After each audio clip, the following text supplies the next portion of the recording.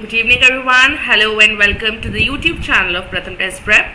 Myself Juhi Sharma, and here we are with yet another session of current affairs, which is a part of a series called as Current Affairs SAMVAD. And in this particular episode, we'll be covering the current affairs from the 29th of September to the 5th of October. Yes, we haven't had our session on last Monday because of the occasion of Gandhi Jayanti. So we are resuming our current affairs session, and in this particular session we'll be covering all these days from the 29th to the 5th of October. If you are new over here, please take a moment, subscribe to PRATHAM Test Prep's channel if you haven't done already, and do give a big like to this video.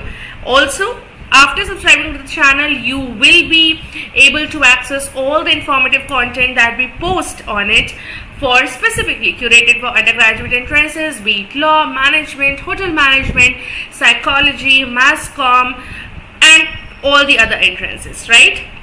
So yes, without wasting too much of time, let's quickly see the quote of the day. But before that, let me just tell you that these current affairs Samvad episodes, we go live on every Monday and Friday at 8:30 p.m.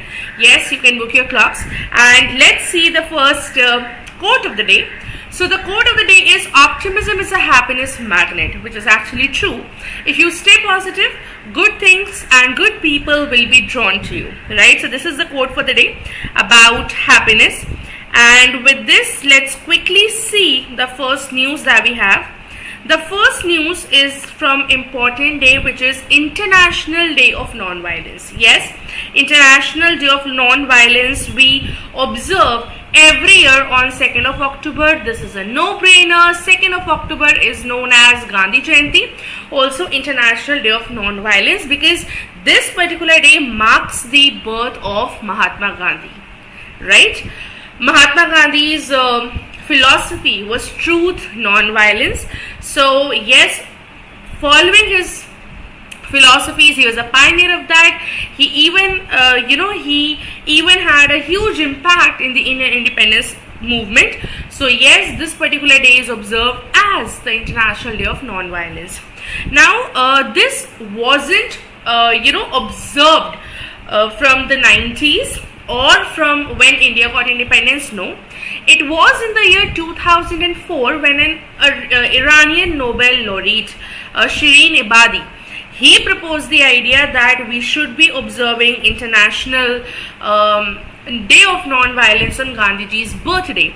So it was his proposal which he made in the year 2004, and on the basis of that proposal, in the year 2007, 5th of June was the date. Yes, World Environment Day was the date when United Nations General Assembly, which is one of the principal organs of the UN, they said that okay, we will be adopting a resolution wherein we'll observe International Day of Non-Violence every year, and since then we are observing 2nd of October as the International Day of Non-Violence. Okay, now majorly this particular day doesn't have a specific theme attached to it. It is all about Gandhi's philosophy of truth, non-violence. All right, so moving on to the next important day we have is World Teachers Day, right? If you have noticed, last month we have observed Teachers Day in India, but we do have World Teachers Day as well, right? Now World Teachers Day is observed every year on the 5th of October, right? 5th of October, World Teachers Day is observed. Now just have a close look at it. Teachers Day is related to culture, it is related to education primarily. So which organization of the UN will be related to that? Obviously has to be UNESCO.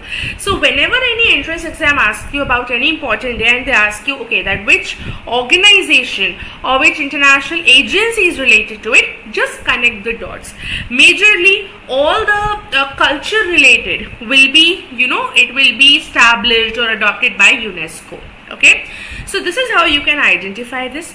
Likewise, World Teachers Day, what is the full form of UNESCO? United Nations Educational, Scientific and Cultural Organization, right? So it is related to education. World Teachers Day has to be UNESCO, which has established it, and this was done in the year 1994. Okay, they had established it, and since then We observe what? We observe international or World Teachers Day or International Teachers Day, right? However you can get it in the exams, you observe it this manner. Okay. Now, UNESCO is the only cultural organization of the UN. I think we have discussed it quite a few number of times. Now, before that, let's see the 2023 theme for World Teachers Day. The theme kya hai? The theme is teachers we need for education we want, right? Now, this is a very big theme, but in exams, you will get only the main portion of it, as in you won't be getting the teachers we need for the education we want, the global imperative to reverse the teacher shortage, but majorly they give the main thing and you have to identify which option is the correct one. Alright, now let's quickly see the basic factual information about UNESCO. So UNESCO was established in the very same year in which UN was established, 1945. The date of establishment of UNESCO is 16th of November. Right, headquarters are in Paris, France. Very easy. And the Director General of UNESCO is Audrey Azoulay. Okay, so this is the the extra important information that you should be aware of. Now, moving further to the next news, we have Raghu Srinivasan assumed the role of Chief of BRO. Now, what is BRO? BRO is Border Roads Organization. Okay, BRO is Border Roads Organization, and in one of the sessions that we have done a couple of months back, we have discussed about all these things. We have discussed about CRPF, we have discussed about BRO, we have discussed about ITBP, which is Indo-Tibetan Border Police. We have discussed about all these bodies, right, the statutory bodies. So BRO is a body which is under the Ministry of Defense. Okay, now they particularly they are particularly there in the border areas, right? So Lieutenant General Raghu Srinivasan has been adopted as the Director General of Border Roads Organization. He is the 28th Director General. He has followed whom? He has succeeded General Rajiv Chaudhary. Right, now BRO as an organization was established in 1960. Headquarters are in New Delhi, looks after the border areas, right, and they are under what? They are under the Ministry of Defense. They come under that, they come under the Government of India's which ministry? Ministry of Defense. Simple basic information. Alright, now moving further to the next news that we have is about the first solar roof cycling track. Yes, India's first solar roof cycling track. Now, since we are on our way to meet the SDGs, what are SDGs? SDGs are Sustainable Development Goals. Okay, how many SDGs are there? There are total 17 SDGs. Right now, low poverty, no hunger, safe water for drinking, right? These are few of the SDGs that every country is supposed to follow, and the development process of every country should revolve around these SDGs, right? So the first solar roof cycling track has been inaugurated, and this will be the first solar roof cycling track of India. Okay, where it has been inaugurated? In Hyderabad. Right, so what do you need to know? That country's first solar rooftop cycling track has been inaugurated in Hyderabad, and the name of the innovative track is Healthway. Right, you can learn it by H for Health, H for Hyderabad. Right, so it is actually a 23-kilometer park, and it has a two stretch between it. There is a pink line and there is a blue line. The pink line is of 8.5 kilometers, the blue line is of 14.5 kilometers, and they have these two stretches. It's total a 23-kilometer pathway. For you guys, what is important is, number one, what is the name of the innovative track? The name of the innovative track is Healthway. कहाँ पर inaugurate हुआ है? Inaugurate हुआ है आपका हैदराबाद में. कितने kilometres का स्ट्रेच है? Stretches of 23 kilometres, right. And कितने सोलर पैनल्स हैं? 16,000 solar panels are installed, which will generate 16 megawatts of capacity. Simple. 16,000 solar panels, 16 megawatts of capacity will be generated, and these will be actually, provide power to light up all the tracks at night, right, to protect the cyclist from all the weather conditions as well. All right. Now, moving on to the next news, what we have for you is the Global Innovation Index 2023. Very important. Now, as we have discussed before, and as you guys are aware by now, we talk about index, right? Indices or indexes. Whenever we talk about that, few things you need to know. Alright, number one, what is the name of the index? Obviously. Number two, what you need to know is that which body, which organization has released that index, which is also important. Number three, you need to know India's position, right? In certain scenarios, you should be aware of the first, second positions as well. So these are the basic pointers that whenever you see any index, be it hunger index, happiness index, any index, whatever you see, multidimensional poverty index, any index whatsoever, you should be aware of these certain pointers. I repeat, number one, name of the index, obviously. Number two, you should be aware of the organization that releases that index or the organization that publishes it. Number three, India's rank.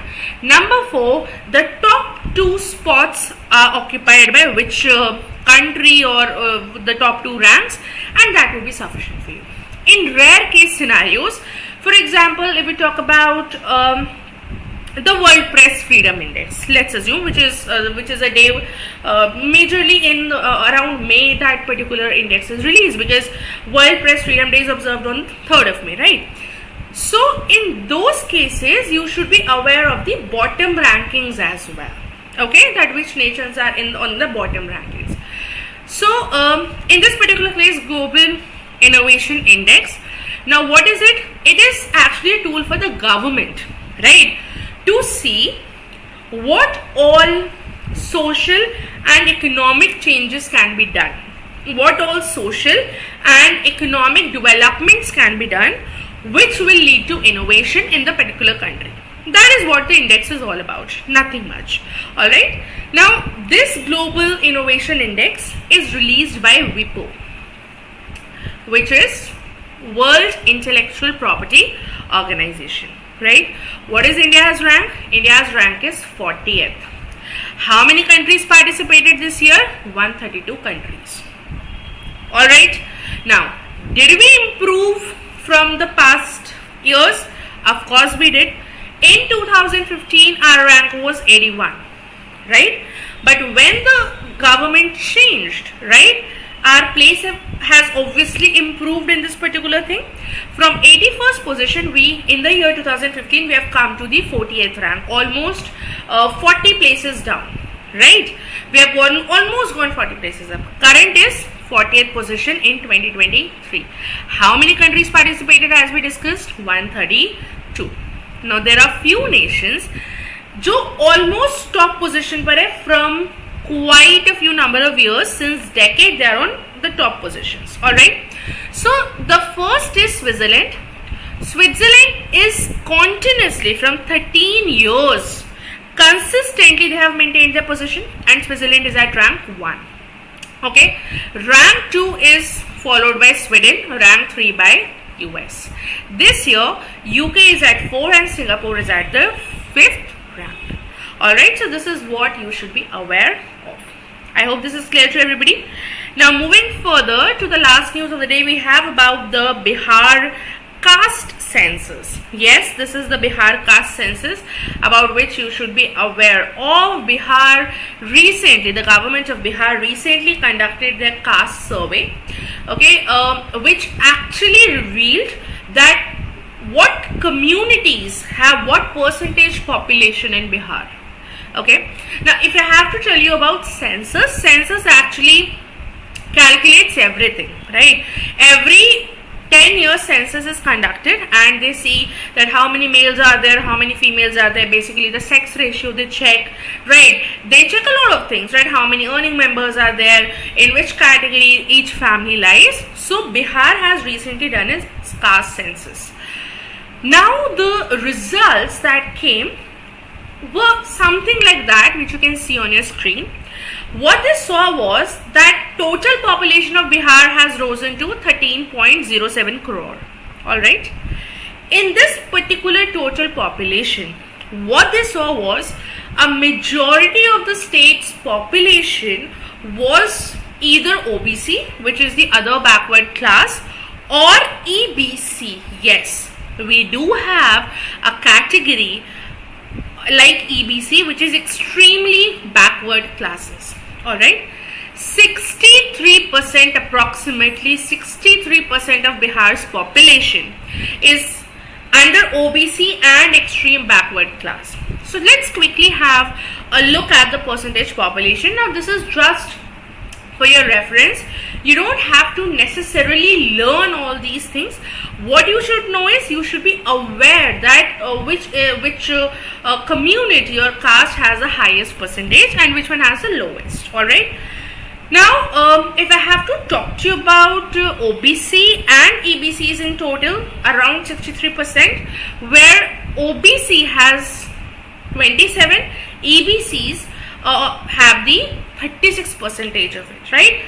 Extremely backward classes, EBCs have 36%. So, सबसे ज़्यादा किसका है? सबसे ज़्यादा is of EBC, right? Rank 2 पे we have OBC.